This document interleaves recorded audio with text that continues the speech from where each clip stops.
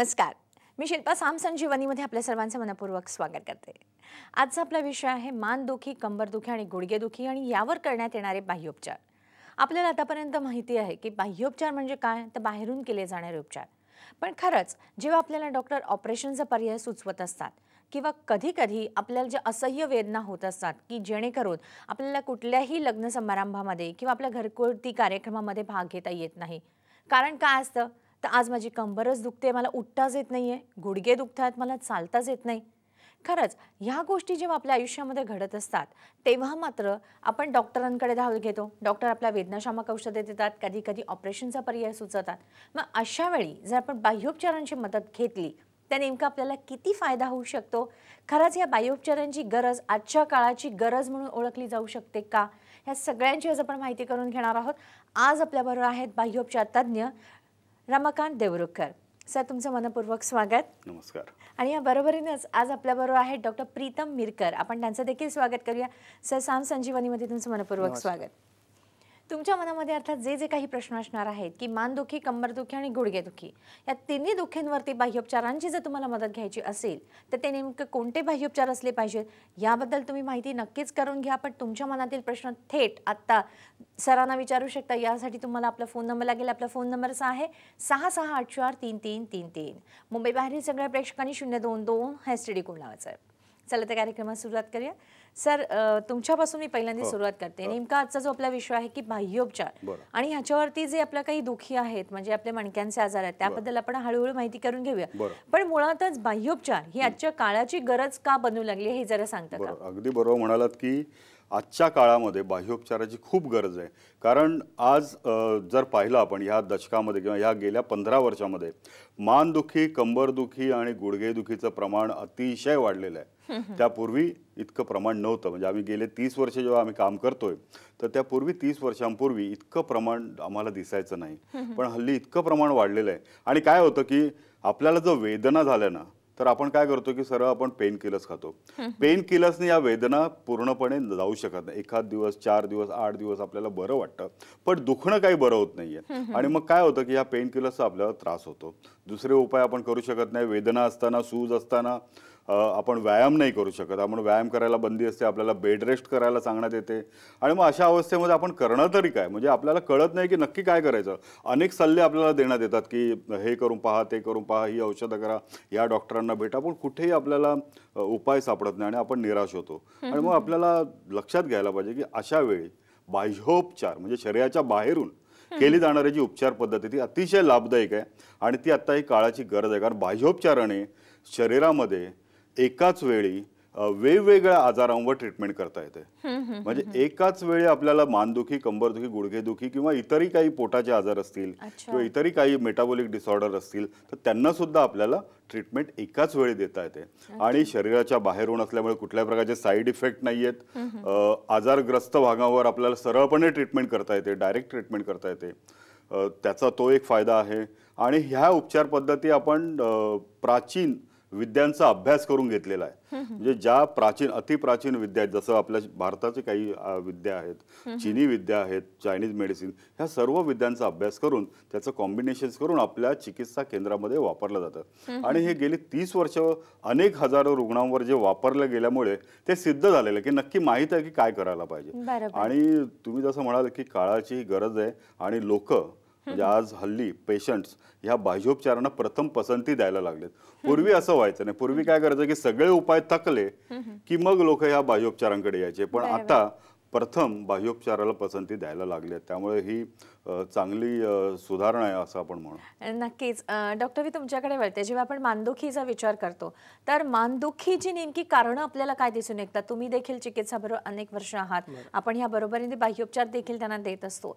तर तुम्ही काय सांगाल, तुमच्याकडे येणाऱ्या पेशंटमध्ये जेव्हा मानदुखीचे पेशंट येत असतात त्या त्यांची नेमकी तुम्हाला कारणं काय दिसून येतात? जसं मानदुखी हा एक विषय झाला, पण मानेचे जे मणके आहेत, मानेच्या मणक्यांना कुठच्याही प्रकारचा सपोर्ट नसतो। जर आपण पूर्ण मणक्यांची जर रचना बघितली तर मानेचे मणके आणि कमरेचे मणके यांना कुठच्याही प्रकारचा सपोर्ट नसल्यामुळे, जसं कमरेचे जे मधले मणके आहेत त्यांना आपले जे बरगडे असतात त्यांचा सपोर्ट असतो, ज्याला आपण रिब्स म्हणतो, पण मानेच्या मणक्यांना तशा कुठच्याही प्रकारचा सपोर्ट नसतो। हे सपोर्ट नसल्यामुळे तिथे जी हालचाल आहे तिथे जर आघात झाला तर मानदुखी होऊ शकते. किंवा दुसरं गोष्ट म्हणजे जर काही कामाचं स्वरूप जसं वजनदार उचलणं असतं किंवा शिक्षक असतात की जे बोर्डवरती लिहिणं असतं किंवा सतत मुवमेंट असतं, IT प्रोफेशनलमध्ये जिथे त्यांचं कामाचं स्वरूप सतत कम्प्युटरवरती काम करणं असतं, तर अशा अनेक जे आहेत प्रोफेशन्स की ज्याच्यामध्ये मानदुखी हे लक्षण दिसून येतात. नक्कीच. मग समजा ही लक्षणं जेव्हा आपल्याला दिसून येतात तेव्हा नेमकं आपण कधी डॉक्टरांकडे यायचं असं? कारण बऱ्याच वेळा ही लक्षणं आपल्याला दिसून आल्यानंतर पण आपल्याला अंगावर ह्या सगळ्या गोष्टी काढायची सवय असते. आपण काय सांगाल? जसं बाह्योपचार ही चिकित्सा झाली, पण बाह्योपचार चिकित्सेचे जे फायदे आपण ज्या वेळेला बघतो त्यावेळेला कुठच्याही प्रकारचा औषधी उपचार न करता प्रथमतः हे बाह्योपचार शरीरावरती करता येतात, हे लक्षात घेणं गरजेचं आहे. बरोबर. दुसरी गोष्ट म्हणजे ज्या वेळेला दैनंदिन जीवन जे आपलं आहे त्याच्यामध्ये खंड कुठच्याही प्रकारचा न करता आपल्याला बाह्योपचार करता येतात. पण जसं आता ह्या सगळ्या ज्या ट्रीटमेंट आहेत, जर आपण त्याला जर सिव्हिअरिटी किंवा त्याचा जर त्रास जो आहे तो वाढल्यावरती जर आपण ट्रीटमेंट केली तर त्याच्यावरती आपल्याला मिळणारा जो रिझल्ट आहे हा निश्चितच त्याचा कालावधी जास्त लागण्याची शक्यता असते. म्हणून जेवढ्या लवकरात लवकर जसा आघात झाला किंवा कुठच्याही प्रकारचा जर त्रास वाढला तर त्यावेळेला जी बाह्योपचार पद्धती जर आपण स्वीकार केली तर त्याचा आपल्याला लवकरात लवकर फायदा मिळू शकतो. अच्छा सर, जेव्हा आपण मानदुखीचा विचार करतो तेव्हा मानदुखीसाठी साधारणतः आपण कोणत्या बाह्योपचारांची मदत घेऊ शकतो? बरोबर. मानदुखीसाठी आपण ॲक्युप्रेशर ही उपचार पद्धती चांगली आहे, ॲक्युपंक्चर उपचार पद्धती चांगली आहे. मानदुखीसाठी शियात्सू नावाचा एक प्रकार आहे, त्यानंतर तुईना नावाचा एक प्रकार आहे ज्याला आपण चायनीज मसाज म्हणतो, तो सुद्धा मानदुखीसाठी अतिशय उपयुक्त आहे. काय होतं की मानेमध्ये नेमकं काय झालेलं आहे म्हणजे ते पाहण्यात येतं. काही काही वेळेला ट्रिगर पॉईंट्स असतात मानेच्या भागामध्ये. म्हणजे काय असतं की मानेच्या काही काही स्नायू जे असतात त्यामध्ये गाठी तयार होतात आणि त्या गाठी नॉर्मल गाठी असतात, कुठल्याही इन्फेक्शनच्या गाठी किंवा नसतात. तर त्या गाठीमुळे त्याला आपण ट्रिगर पॉईंट्स म्हणतो. तर ते जर आपण सोडवले तर आपल्याला मानदुखीमध्ये खूप फायदा दिसून येतो. तशा वेगवेगळ्या ट्रिगर पॉईंट शोधून जर आपण मानदुखीवर उपचार केले तर आपल्याला निश्चित फायदा होतो. मानदुखी कशामुळे आहे हे जर आपण पहिल्यांदा तपासून घेणं आवश्यक असतं. म्हणजे फक्त मान दुखते म्हणून आपण फक्त कुठली तरी वरवर ट्रीटमेंट करावी, मसाज करून घ्यायचं असं करू नये. पहिल्यांदा त्याचे एक्सरेज करून घेणं इम्पॉर्टंट असतं. एक्सरेमध्ये जर आपल्याला काही सापडलं नाही आणि जर आपल्याला हात पण आणि खूप दुखत असेल, मान खूप दुखत असेल तर आपण MRI सारखी टेस्ट करू शकतो आणि आपल्याला निश्चित कळू शकते की नक्की काय झालंय. कारण हल्ली आपल्याला ह्या ज्या टेस्ट आहेत ज्या अवेलेबल आहेत त्याचा फायदा घेणं अतिशय आवश्यक आहे. बाह्योपचार जरी आपल्याला घ्यायचे असतील बाहेरून चिकित्सा, तरी आज ज्या इन्व्हेस्टिगेशन्सच्या ज्या पद्धती आहेत त्याने आपल्याला बऱ्याच गोष्टी लवकर समजून येतात. त्याकडे थोडासा खर्च झालेला पण चालतो, कारण कुठल्याही प्रकारे निदान न करता ट्रीटमेंट करणं अतिशय वाईट असतं. त्यामुळे काही रक्ताच्या तपासण्या, MRI, एक्सरे जर आपण केले तर निदान झालं. निदान झाल्यानंतर मग उपचार अनेक प्रकारचे आपल्या चिकित्सामध्ये आहेत. नक्कीच. आपण कार्यक्रमाचा पहिला फोन घेतोय. समीर शहा आपल्याशी बोलतायत सोलापूरहून. हॅलो, नमस्कार. नमस्कार मॅडम. नमस्कार, तुमचा प्रश्न विचारा. मॅडम, माझ्या आईला 2 पायावर बसल्यावर मांडी आणि पिंडरी दुखते आणि उजव्या पायाच्या मांडीत गोळा आल्यासारखा होतो. जास्त हालचाल केल्यास मांडीतली आणि पिंडरीतली शीर दुखते आणि जास्त वेळ मांडी घालून बसता येत नाही. आणि आधी 1 ते 1.5 महिना ट्रॅक्शन लावलेलं होतं, त्यानंतर एक आयुर्वेदिक तेल 2 महिने लावले, त्याच्याने ठणका कमी झाला, पण दुखवा अजून आहे. औषधं सगळे सध्या बंद आहेत. आणि सोलापूरला मॅडम तुमच्या सर डॉक्टर तुमच्या सोलापूरला शाखा आहेत का? बरं, ठीक आहे, सांगतो. काय सांगाल सर? सोलापूरला तर आपली शाखा नाही आहे, पण सोलापूरहून पुण्यामध्ये आपल्याकडे रुग्ण येतात आणि ते तिथे राहून काही ट्रीटमेंट घेतात. कारण अशा वेळेला काय असतं की अनेक उपचार केलेत पण आपल्याला फायदा दिसून येत नाही. मग बाह्योपचार भले आपल्याला ते थोडंसं लांब जावं लागेल, पण निश्चित जर आपल्याला फायदा होणार असेल तर मला वाटतं त्यांनी पुण्यात यायला हरकत नाही. पुण्यामध्ये आपले केंद्र आहेत. त्यांना कमरेच्या भागामध्ये काहीतरी त्रास दिसतोय, मणक्यांच्या मध्ये जो काही त्रास आहे त्यांच्या, कदाचित नर्वमध्ये कुठेतरी प्रेशर असू शकतं, मस्क्युलर त्रास असू शकतो किंवा डिजनरेशन असू शकतं मणक्यांमध्ये. ते तपासून तिथल्या नसांना जर आपण काम केलं तर त्यांच्या मांडीमध्ये किंवा पोटरीमध्ये ज्या वेदना होत आहेत त्या पूर्णपणे जाऊ शकतात. तर त्यांनी या बाह्योपचारातल्या काही ज्या उपचार पद्धती आहेत त्या मी पुढे दाखवणार आहे, त्या पाहून घ्या. तशा प्रकारच्या उपचार पद्धती जर त्यांच्या आईवर केल्या तर नक्कीच त्यांना फायदा होऊ शकतो. नक्की. आपण एक फोन घेतोय, चिपळूणहून आपल्याशी आरती बोलतायत. हॅलो, नमस्कार. Hello hello. कदाचित फोनची जी लाईन आहे ती खराब आहे, त्याच्यामुळे आपण जो प्रश्न आहे तो नंतर घेऊ शकतो. आरतीताई, तुम्ही नक्कीच आम्हाला परत फोन करा. पण आता मात्र वेळ झाली आहे का ब्रेकची. घेतोय छोटासा ब्रेक.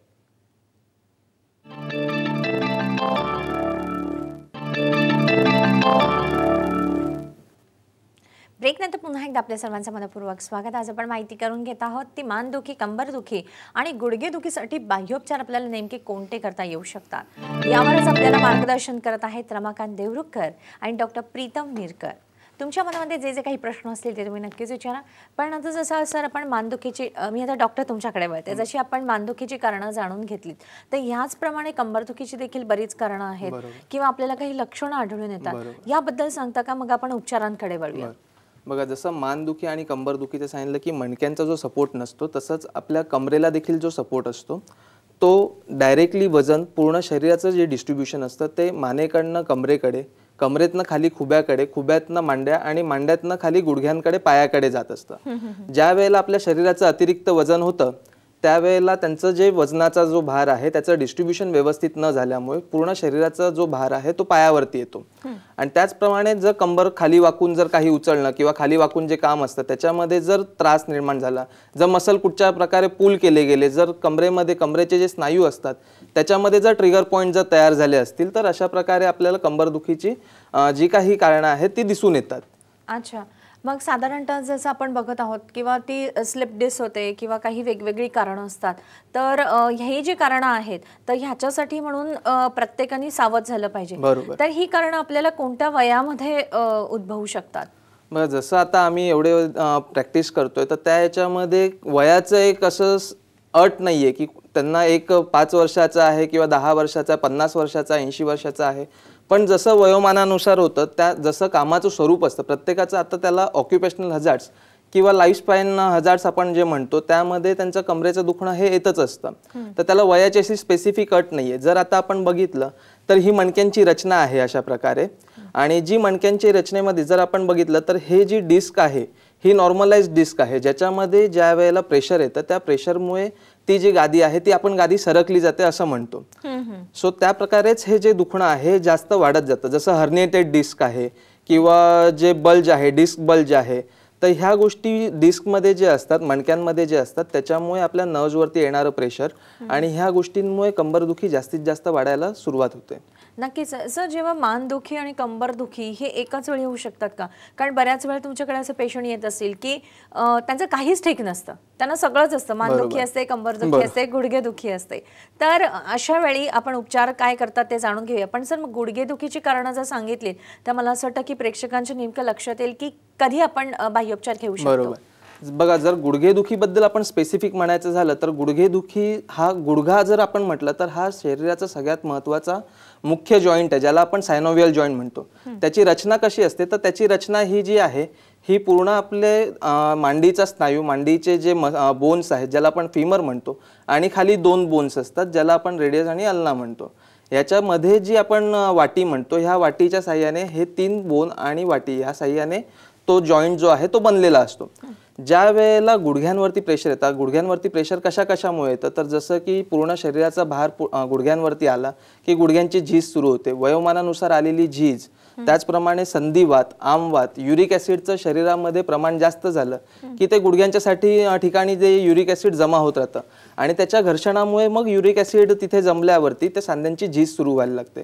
तसंच आघात आहे किंवा फ्रॅक्चर जर झाले असतील, काही स्पोर्ट्स इंजुरी आहेत जसं रनर्स नी आहे किंवा जम्पर्स नी आहे, तर ह्या प्रकारचे जे आजार आहेत हे गुडघ्यांवरती जर आले तर आपल्याला गुडघेदुखी जास्तीत जास्त प्रमाणात जाणवायला लागते. ओके, खरं तर आपण ह्याबद्दल अधिक माहिती जाणून घेऊया सर. बाह्योपचारामध्ये कोणत्या उपचार आहेत हे देखील आपण जाणून घेणार आहोत. पण आपण एक फोन घेतोय, मुलुंडहून आपल्याशी विद्या बोलतायत. हॅलो, नमस्कार. माझे दोन्ही गुडघे बोला.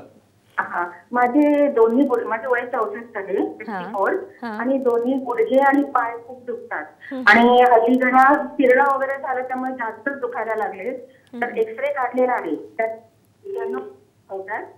आणि joint space decrease along with medial aspect with subchondral sclerosis असा रिपोर्ट आहे. आणि हल्ली 2-3 दिवस दोन्ही पायाला आणि हाताला मुंग्या यायला लागल्यात माझ्या. त्यामुळे मला जास्त भीती वाटते की काय होते, म्हणजे मुंग्या काय आहेत म्हणून. विद्यार्थी, तुम्ही घाबरायची काही गरज नाही. तुम्ही योग्य वेळी फोन केलेला आणि योग्य ठिकाणी. चालणं जास्त करायचं का? त्यांचं फिरणं झालंय त्यांनी आता सांगितलं ना झालं सांगितलं ना. हा, त्यांचं जास्त ह्यावेळी फिरणं झालंय, म्हणजे कुठे बाहेर गावी गेले असतील किंवा प्रेक्षणीय स्थळ पाहणं झालं. एक्सेस वॉकिंग मुळे हे अशा प्रकारे होऊ शकतं, कारण वय कमी आहे त्यांचं. आणि मी जसं नेहमी सांगतो की आपल्या मणक्यांचं जे अलाइनमेंट असणं हे फार इम्पॉर्टंट असतं. जर आपले मणके नीट अलाइन नसतील तर आपल्या वेगवेगळ्या भागावर अतिरिक्त ताण पडतो. कधी कधी गुडघ्याच्या आतल्या भागावर किंवा गुडघ्याच्या बाहेरच्या भागावर. कधी कधी आपण नीट पाहिलं तर आपल्या चपला घासलेलं दिसतं, आपण पाहत नाही.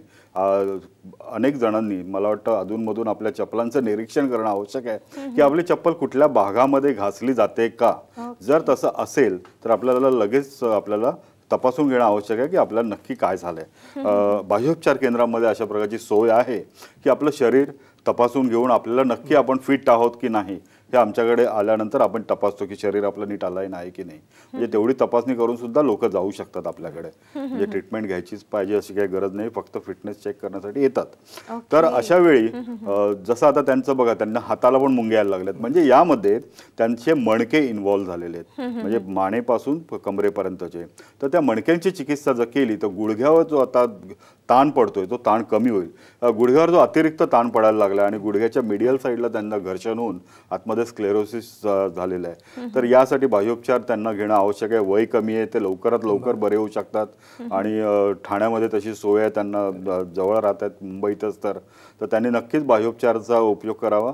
त्यांनी एक्सरे काढलेले आहेत, तसंच कमरेचे एक्सरे पण त्यांनी काढून घ्यावेत, मानेचे एक्सरेस करून घ्यावेत, काही ब्लड टेस्ट करून घ्याव्यात, बाह्योपचार तज्ज्ञांना भेटून आपला सल्ला घ्यावा. नक्कीच त्यांनी लवकरात लवकर उपचार केले तर बरं होईल. नक्कीच. आपण एक फोन घेतोय, मगाशी जो आपला फोन आला तर चिपळूणहून आरती ताईंचा, त्यांनी पुन्हा फोन केलाय, बघूया काय म्हणतात ते. हॅलो, नमस्कार. नमस्कार. पुतण्या आहे 22 वर्षाचा. तर त्याला जॉईंट रिप्लेसमेंट सांगितलंय. त्याचं वय आहे लहान, 22 वर्ष आहे, आणि त्याला त्या रक्तवाहिन्यांचे रक्तपुरवठा पुरत नाही होतो. त्याच्या सगळ्या टेस्ट केल्या आम्ही, MRI वगैरे झाले, पण त्याला HLA-B27 पॉझिटिव्ह आहे. त्याला बाहेरचार करता येते का? आता होमिओपॅथी घेतोय सध्या. तर होमिओपॅथीने होऊ शकेल की बायोपचार वगैरे एवढ्या वयात, म्हणजे आता शेवटच्या वर्षाला येतो कॉलेजच्या. बरोबर. त्याच्यामुळे त्याला पुढे सर्व्हिस करायची म्हटलं तर सोपी होईल. बरोबर. HLA-B27